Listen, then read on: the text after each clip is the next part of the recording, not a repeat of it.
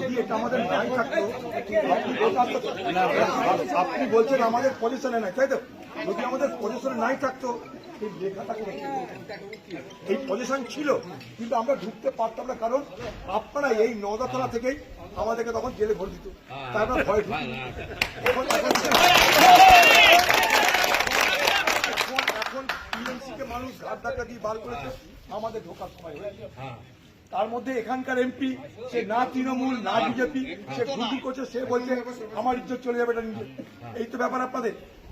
এখানকার যে টিএমসির এমপি সে তৃণমূলের থেকে বিজেপিতে পালিয়ে সে মনে করছে তাদের ব্রাঞ্চ ওখানে দেখে দিবে।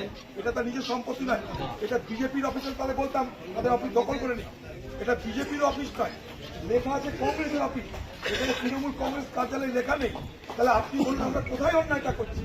আমরা থানায় যাচ্ছি, ভোটার আলোচনা করুন, আপনি যা যা দরখাস্ত আমাদের সই করানোর করান, চুক্তিপত্র সাইন করছি আমরা, আপনাদের সঙ্গে কোনো বিরোধ নাই আমাদের। উপর আলাদ দিব্যি করে বলছি আপনাদের সঙ্গে কোনো বিরোধ নাই। আমরা তো পুলিশকে অনুরোধ করছি আমাদের সেন্টিমেন্টটা বোঝার চেষ্টা করুন। এটা আমাদের সেন্টিমেন্ট, আমাদের পার্টি অফিস। আমরা পাশের বাড়িতে দখল করতে যাইনি, ওই বাড়ি দখল করতে যাইনি, আমাদের নিজেদের। কালকে যদি আপনাকে কেউ বলে নওদা থানে ঢুকতে পারবেন না, আপনি মানবেন? ঠিক এটাও আমাদের কাছে অনুরোধ করছি, আপনাদের অনুরোধ করছি, যা যা দরকার।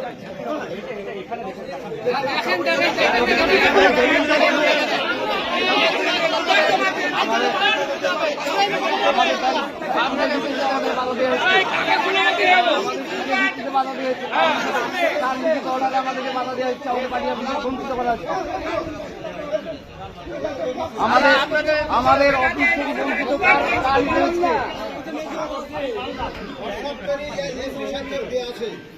না, আমাদের পার্টি অফিস থেকে বঞ্চিত কার দিতে হচ্ছে? আপনাদের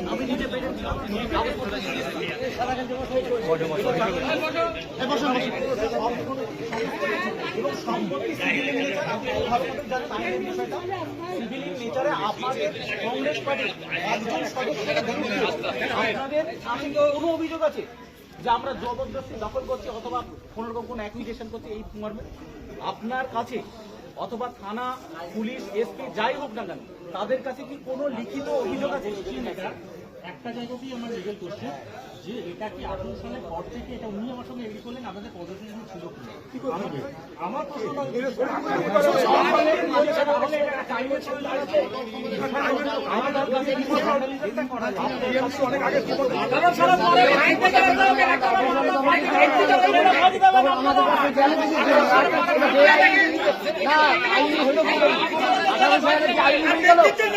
আমাদের কংগ্রেস পার্টি অফিসকে তৃণমূলের কি আইনি হয়ে গেল?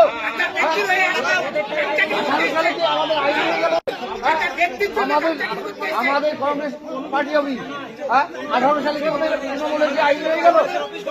তখন আমাদের তখন দিল না কেন? প্রশাসন তখন তো এরকম আমাদেরকে ভুল যায়নি।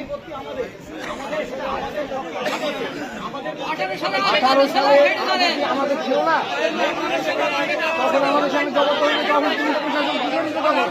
আমাদের